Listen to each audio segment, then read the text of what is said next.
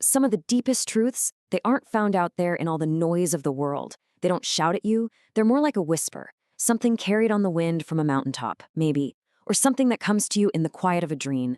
And here's the thing, they aren't really new discoveries. They feel more like ancient rememberings.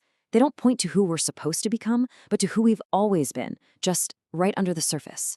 All right, so let's go back in time, way back, 11 centuries ago to be exact. Picture this, the beautiful valleys of Kashmir, right in the lap of the Himalayas. This was a place where people believed secrets were just whispered through the landscape itself. And living here was a man named Vasugupta. He was a deeply spiritual guy, but he had this constant feeling, this yearning. He just knew there was a deeper truth out there, something just beyond his reach, maybe hidden by the common beliefs of his day. His whole heart was just searching for a clearer path, a real understanding. And then, one night, something happened. The divine finally answered. He had this dream, and in it, a voice he was certain was Shiva himself, spoke to him. It wasn't some complicated order, not at all. It was more like a simple, clear set of coordinates.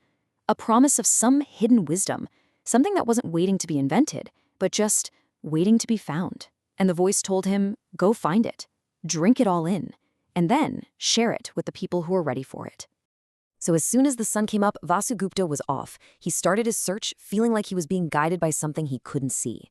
And sure enough, he found the very stone from his dream. And as he reached out to touch it, get this, the stone just flipped itself over. It was this incredible moment of revelation. And there, carved right into its underside, was a sacred scripture, the Shiva Sutras. So he memorized every word, every one of these divine threads of wisdom. And once he did, the stone turned back over, returning to its quiet spot on the mountain, where it's said to be even to this day. Now, this story, it's not just some cool piece of ancient history, right?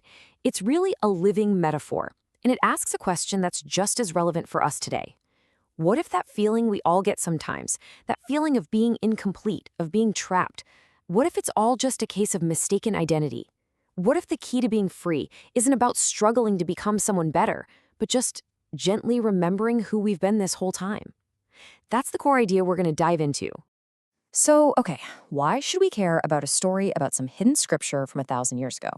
Well, because it speaks directly to maybe the most universal human journey there is, the search for who we really are. It gets right to the heart of that subtle but super powerful prison we build for ourselves with a limited idea of me. Think about it. From the moment we're born, our attention is pointed outwards. We're given a name, we're shown a reflection in the mirror, we're handed all these labels to define ourselves, our job, our nationality, this whole collection of memories and roles we play. And we're trained, kind of like a parrot, just to repeat these labels back. Who are you? I am. And in that whole process of collecting labels, we start to feel like we're just a bunch of parts, this limited person, totally separate from the world around us, and if we're honest, feeling a little incomplete. It's like we build the cage of our own identity, and then we stand inside it wondering why we don't feel free. There's this fantastic story that just nails this idea. Imagine a huge, majestic stag looking at its reflection in a pond. It's admiring its strong body, its incredible antlers, and thinking, man, I could probably take on a whole pride alliance. But just then, it hears the bark of a single hunting dog, far off in the distance, and it just bolts, terrified. And later, when someone asks why, the stag says, I know I'm strong, but when I hear that barking, I can't help myself. Doesn't that sound familiar? It's a perfect mirror for us. We know our own potential. We have these moments of total clarity where we feel strong and limitless. But the second we hear the barking of our old habits, our fears, our self-doubts, those old limiting beliefs, we run. We completely forget our own majesty. And this is exactly where the Shiva Sutras come in. They start by tackling this exact problem. But they don't give you some complicated 10-step plan. Instead, they offer a simple but totally profound shift in how you see things. The very first piece of wisdom is all about untangling that mistaken identity and pointing us towards something much, much deeper. So, the first sutra says, Caitanya Matma. It means consciousness is the self. And this is the foundation for everything else. But, and this is a big but, the word consciousness here doesn't mean what we normally think it does. It's not just your thoughts or your feelings or being aware of the room you're in. No, it's the fundamental reality itself. It's like the silent, unchanging movie screen that the entire film of your life and the whole universe is playing on. It's the very fabric of existence. The poet Rumi put this idea so beautifully. This consciousness, it's not something you have, it's what you are. And it's not just you, it's the true self of every single person, every animal, every plant. Heck, the texts even say every stone. The same essential reality that's looking out through your eyes right now is the same reality that makes up the stars. It's the ocean. And we're not just a drop in it. We are the entire ocean, just expressing itself for a little while as a drop. So let's be super clear here, because this difference is absolutely crucial. What we usually call consciousness, our thoughts, our mental chatter, that's personal. It's limited. It kind of seems to just vanish when we're in a deep, dreamless sleep, right? But the consciousness the sutras are talking about, it's the complete opposite. It's this universal, silent background that's there even in deep sleep. It's why you can wake up feeling so refreshed, even if you don't remember any dreams. It's the canvas, not the paint that's splashed on it. And this leads us to the main point, which is just brilliant. The basic quality of this universal consciousness is total, absolute freedom. No limits, no boundaries. So if that's who we really are, then why do we feel so trapped all the time? Well, the answer is almost shockingly simple. We've just forgotten who we are. Our suffering isn't real in the ultimate sense. It's just the symptom of a massive case of mistaken identity. So if being stuck is just a kind of forgetting, then getting free has to be an act of remembering. See? It's not about becoming some new, better person or reaching some distant spiritual peak. It's just about recognizing a truth that has been here the whole time. So the path forward isn't about gaining something new. It's about revealing what's already there. Here's a great way to think about it. Imagine you're in a pitch black room and you see this coiled shape on the floor. You spend the entire night absolutely terrified that it's a snake. Then the sun comes up, light pours into the room, and you see it was just a rope the whole time. Now, did the rope change? Nope. Did you have to fight the snake? Of course not. The only thing that changed was your perception. That sunlight of awareness just showed you the truth of what was always there. All our fears, our limitations, that feeling of being trapped, that's the snake in the dark. Freedom is that moment the light just flicks on. Okay, so how do we flip that switch? How do we let the light in?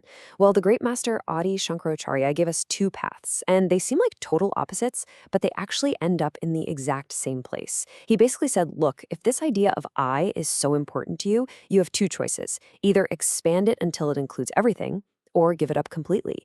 This gives us two really powerful, practical ways to start this process of remembering. So as we see here, we have a profound choice between two paths. First, there's the path of expansion. This is all about inclusion. You actively try to see yourself in everything, in everyone. You start to feel the whole world as if it were your own body. You practice looking at a tree, a river, or the person sitting across from you and seeing them not as something other, but as a part of your own being. The whole point is to just dissolve the borders of your little self. Then there's the second path, renunciation. This is about detachment. You watch your body, your thoughts, your feelings, like they're just clouds passing through the endless sky of your awareness. And you realize, I'm the sky, not the clouds. You start to negate every label, every identity. I'm not my body, I'm not my mind, until all that's left is that pure, quiet awareness, the witness. And here's the really deep insight. It doesn't matter which path you take. Whether you expand your sense of I to include the entire universe, or you let go of everything that I attaches to, you end up at the exact same place. Both paths are just different ways of fixing the same basic mistake, the belief that you're just this small, separate wave. Both are powerful ways to remember that you are, and always have been, the whole ocean. Now, when this remembering starts to click, when it starts to dawn on you, it doesn't just change your internal thoughts. It completely rewires your relationship with the world outside. Suddenly, life stops looking like a problem you have to solve or a battle you have to win. It starts to reveal itself as something, well, something much more amazing. There's this beautiful line that really captures this shift. It goes, where even suffering is transformed into joy, where even poison becomes nectar, where the world itself is a way of liberation. Now, this doesn't mean that tough times just vanish, not at all. It means your whole perspective on them gets turned upside down. The very stuff of life, the good, the bad, all of it, stops being an obstacle and actually becomes the path. The world isn't something to run away from anymore. It becomes the very place where you find your freedom. And this brings us to this incredible concept called Lila. It basically translates to divine play. It's this idea that all of existence, this whole thing, is just a spontaneous, joyful, cosmic drama. And it doesn't really have a purpose other than enjoyment, just like a play. It's not this super serious, heavy thing with some grim goal at the end.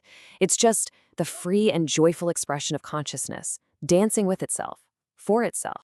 So in this grand play, your true self, that's the actor, and your life, that's the part you're playing. Think about it. A great actor can play a tragic hero one night and a hilarious clown the next, but the actor themselves doesn't change.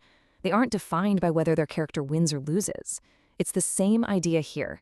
When you start to realize your true nature is this vast consciousness, you're free to play your part in the world with total passion and energy, but without all that desperate attachment, without the fear of messing up, or that constant need to prove you're good enough, because you realize you're already whole.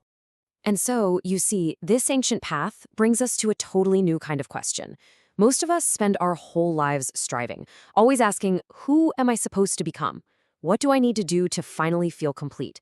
But maybe that's just the wrong question.